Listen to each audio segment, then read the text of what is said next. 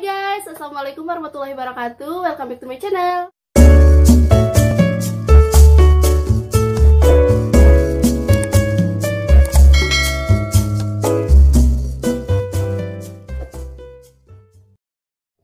Baik, di video kali ini merupakan video Q&A yang kedua yang saya adakan.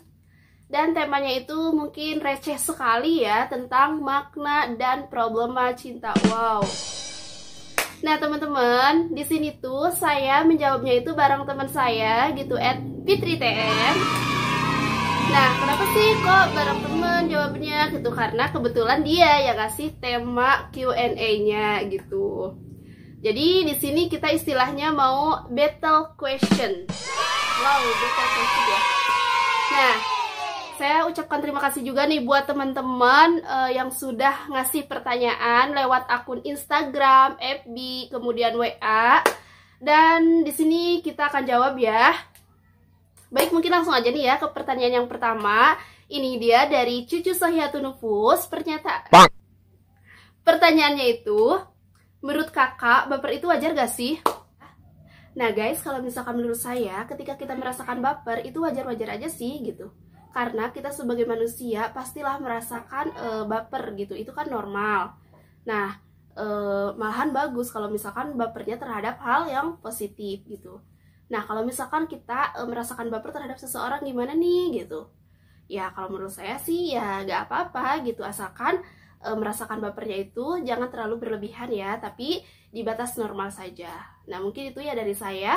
Silahkan Fitri TM untuk menambahkan jawaban yang pertama. Halo guys, assalamualaikum warahmatullahi wabarakatuh. Di video kali ini aku bakalan mencoba menjawab beberapa pertanyaan dari followersnya Ce@Sistemi. Oke, kita mulai saja dari pertanyaan pertama. Oke, menurut kakak, baper itu wajar nggak sih? Ayo, menurut kalian wajar nggak tuh? Pasti menurut sebagian orang, bahkan lebih dominan orang menjawab bahwa baper itu ya wajar. Wajar selama norma-norma aja masih di batas kewajaran, tidak berlebihan ya, it's okay gitu. Bila kita lihat dari katanya sendiri, baper itu kan kepanjangan dari bawa perasaan. Sebagai manusia, sebagai makhluk sosial, pastilah kita memiliki perasaan dong. Dan pastinya juga kita ketika ada kata-kata yang menyakiti hati kita, ya pasti kita akan merasa sakit hati gitu. Namun memang jangan terlalu berlebihan. Karena kenapa? Karena sebagian dari kita memiliki rasa yang sensitif, perasaan yang sensitif.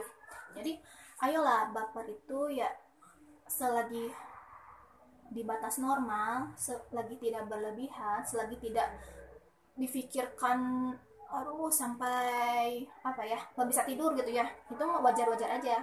Karena kita selaku manusia pasti mempunyai perasaan dan pasti punya rasa baper. Cuman rasa bapernya itu ada beda-beda, ada yang dikit, ada yang banyak banget bapernya itu gitu guys. Oke, kita lanjut ke pertanyaan kedua. Nah, gimana teman-teman untuk jawaban yang pertama? Oke, kita lanjut ya ke pertanyaan yang kedua. Di sini tuh ada yang nanya dari Fitri Mabtuha. Dan pertanyaannya itu, bagaimana dengan problema cinta anak muda yang berlebihan atau bahasa gaulnya bucin? Wow, bucin ya. Teman-teman, pasti kalian sudah tahu kan apa yang dimaksud dengan bucin gitu, karena bucin ini kan singkatan dari budak cinta gitu ya. Jadi mungkin ya kenapa dikatakan bucin, karena orang yang melakukan pacaran tetapi terlalu berlebihan gitu, makanya dikatakan bucin gitu. Bucin itu kan budak cinta ya. Jadi kalau misalkan ditanya bagaimana dengan pendapat saya sendiri mengenai bucin itu, pasti ya berbeda lah dengan orang lain, karena setiap orang pasti memiliki perspektif atau pemahaman tersendiri akan suatu hal gitu. Nah, jadi ada yang beranggapan bahwa bucin ini positif, ada juga yang menanggapi bahwa bucin itu merupakan hal yang negatif. Kenapa positif? Karena dia menganggap bahwa bucin itu ya cuman rasa cinta doang kepada pasangan gitu, nggak lebih.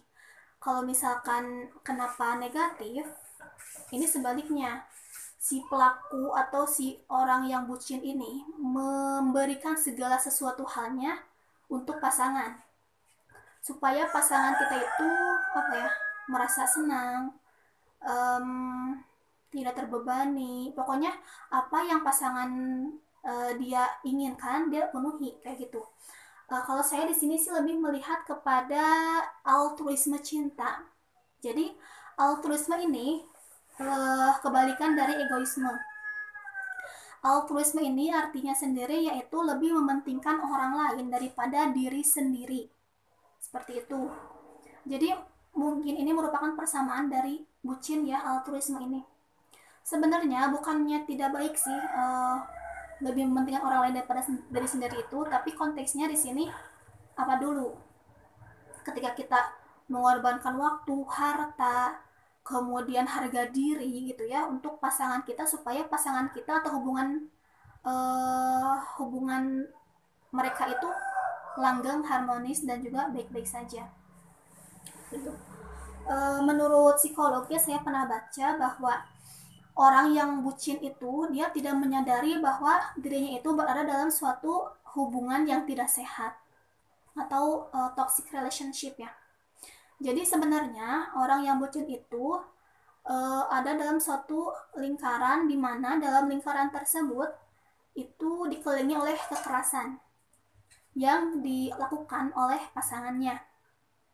Dan orang yang bucin itu atau pelaku bucin itu biasanya menganggap bahwa kekerasan yang dialaminya itu merupakan hal-hal yang wajar saja, yang masih bisa ditolerir oleh dirinya sendiri. Dan bahkan ketika pasangannya itu berbuat kekerasan atau kejahatan kepada dirinya, dia menganggap bahwa objek yang disalahkan itu ialah dirinya, karena si pelaku bucin ini misalkan berbuat hal yang membuat marah pasangannya atau melakukan hal-hal yang